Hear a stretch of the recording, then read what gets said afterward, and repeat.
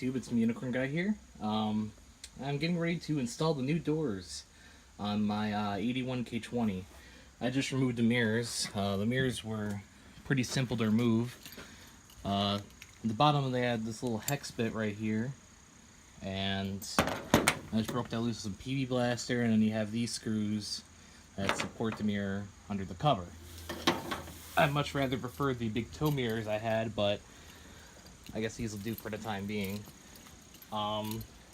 This door also had the same type of mirrors, but I guess they broke the head off of one of the bolts when they were removing the mirror.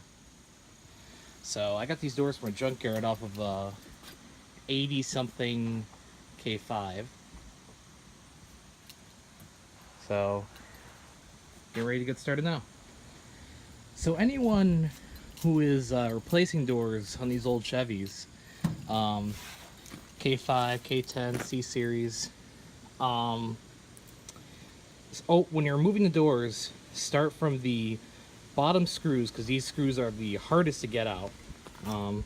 They don't stay in your light. These screws are the hardest to get out. So take these out first. I think it almost feels like they're slanted in there, but looking at the hole, well, they look a little, the hole looks a little slanted compared to the rest of them. But yeah, that's how you remove a door. Remove the bottom screws first, and you're set. All right, getting back to work. Oh man, removing door panels is an absolute pain. Man, well, at least I got it done. So I gotta change up the lock, and that shouldn't be too difficult, I hope.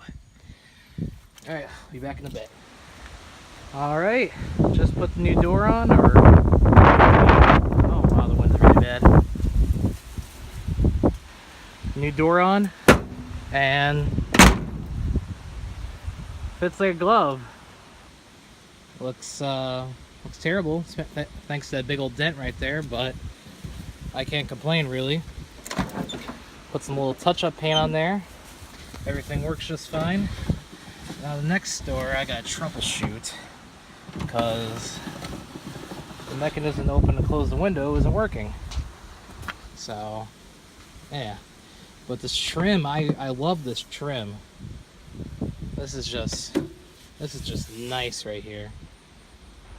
I gotta glue this piece back, but other than that, it's pretty nice. All right, I'll see you later when I'm troubleshooting. Yeah, I couldn't get the other door's window to roll down, but this one rolls down just fine. They both close just fine. So far they haven't left me locked out. This one rolls down like butter, but the other one not so much. Well, I started all this at 10 a.m. this afternoon, and or this morning I should rather say. Man, I'm exhausted, but finally got it. Finally wired up the my license plate lights. Got them over here to this nice little toggle switch. And this stuff called hurricane tape. And let's see how well it works. Well, that's pretty good, actually. Yeah, a cop should be able to read that. But yeah, so I'm so glad they have auxiliary ports for the auxiliary power. Oh, can't really see down there that well. I have a flashlight, but there is a connection for a I'm not sure if you call it a spade connector or what, but I don't have to run all the way to my battery. I can run it to just a little terminal down here. And so this has power whether or not the car is on or not at all, as long as there's a battery in there. So I can turn it on, turn it off. I was going to do my fog lights today, but I'm kind of beat. And the wiring portion, it took a little bit to kind of like figure out what I was trying to do here, but for the most part it was pretty simple. The fog light should be even easier because I won't be wiring up any of this myself. Part of me thinks I should have had a fuse in here, but I didn't put one in. So if those blow out, then I'll just go ahead and go to the hardware store and get another set of those. I think they're like 12 bucks. And I could probably make use of most of my existing wiring.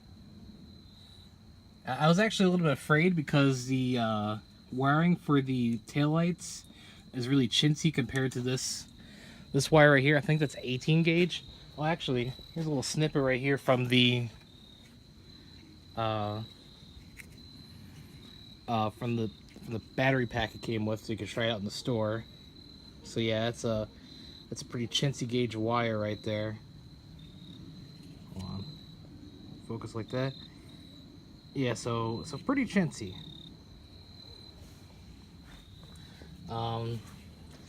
As I said, one window will not open. I stripped the gears on the crank, but this window opens like a dream. So the wing window over there works too. This window I could probably get opened up too rather easily. It's just I have to clean up all this grime and stuff that's in this track right here. So yeah, that concludes the door portion of the project for the K series. What's next? Probably putting on those running boards. I gotta figure out. I'm either gonna Bondo those. I don't think Bondo would be a good idea, or see if I can get a friend to weld it. If you can weld it, that's great. Then I can just save the Bondo for something else, something not important. And then, but if he can't weld it or doesn't want to, or just doesn't have time to, then I'll have to Bondo it myself.